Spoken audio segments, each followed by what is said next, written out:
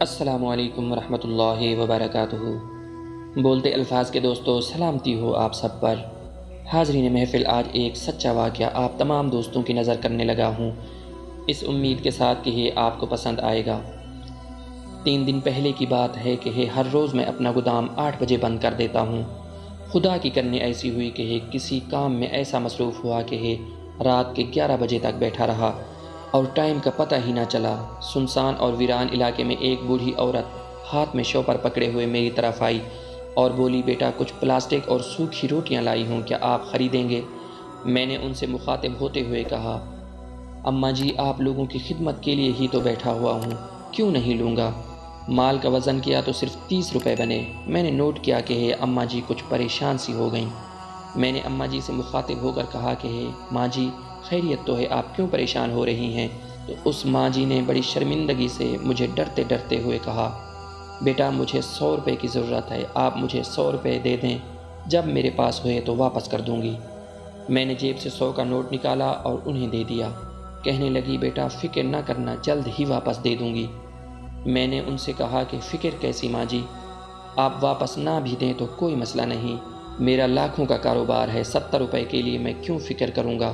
آپ واپس نہ بھی دیں تو کوئی مسئلہ نہیں، میں نے آپ کو بخش دیے۔ اس نے میرے سر پر ہاتھ رکھا اور کہا، اللہ پاک آپ کو ہر آفت سے بچائے، کاش میرا بیٹا بھی ایسا ہوتا۔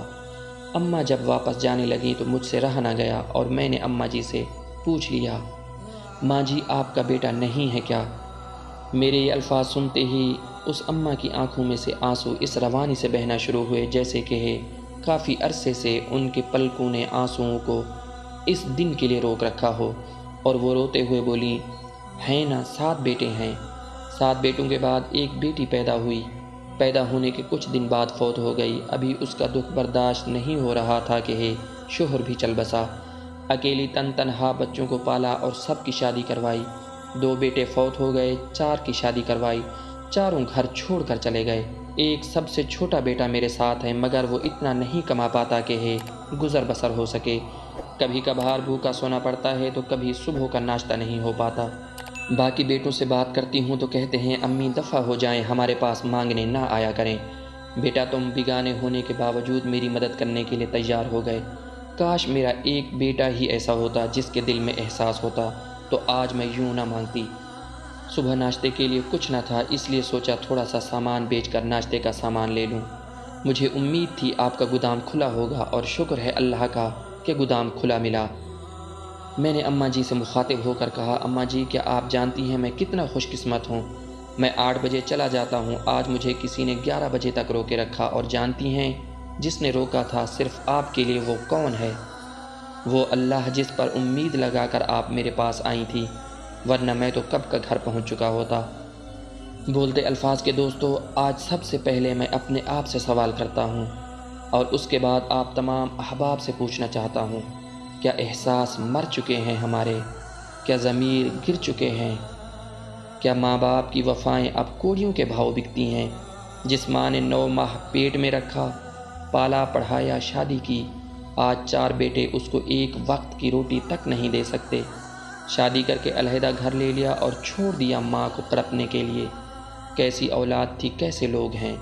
وہ ماں جس نے پالتے ہوئے ہر روز 100 مرتبہ بوسے لیے ہوں گے ہمارے چہرے کے، انگلی پکڑ کر چلنا سکھایا ہوگا، جب ہم گر جاتے ہوں گے کتنی محبت سے اٹھایا ہوگا، رات کو اٹھ اٹھ کر دودھ پلایا ہوگا، عید کے لیے نئے کپڑے سلائے ہوں گے، چاہے وہ خود کیوں نہ پرانے کپڑوں میں ہی عید منائی ہوگی۔ رمضان میں سحری کے لیے اٹھ اٹھ کر سحری کروائی ہوگی، شام کو افطاری کا انتظام کیا ہوگا، عید سے پہلے عید کی تیاری کروائی ہوگی، آپ کی پسند کی شادی کروائی ہوگی۔ اور آج تم نے کیا کیا؟ اس ماں کے ساتھ اس بیوہ کو تنہا چھوڑ دیا تڑپنے کے لیے، بیوی کو بغل میں لے کر سو گئے اور سوچا کہ بس یہی ہے کل کائنات، سب کچھ یہی ہے، کیا ماں کچھ بھی نہیں ہے؟ تمہیں ذرا بھی شرم نہیں آتی کہ جس کا شوہر نہ ہو وہ پہلے ہی پل پل مرتی ہے، اوپر سے تم صدمے پہ صدمہ دیے جا رہے ہو۔ کیسے ہو گئے ہو تم لوگ؟ آج فیس بک آن کی تو دیکھا ایک باپ نے 7 دن کی بیٹی کو گولی مار دی۔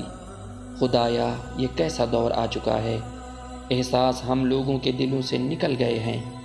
جیسے جسم سے روح نکلتی ہے، زباں سے الفاظ نکلتے ہیں۔ خدایا رحم کر ہم پر، رحم کر ہمارے ماں باپ پر۔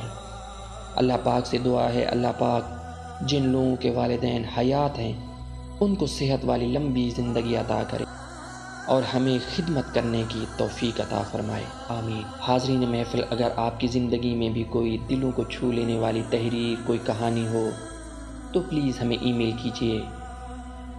ہم ہواؤں کے دوش پر اپنے محبتوں بھرے انداز میں آپ کی وہ تحریر اپنے سامعین کی سماعتوں تک پہنچائیں گے۔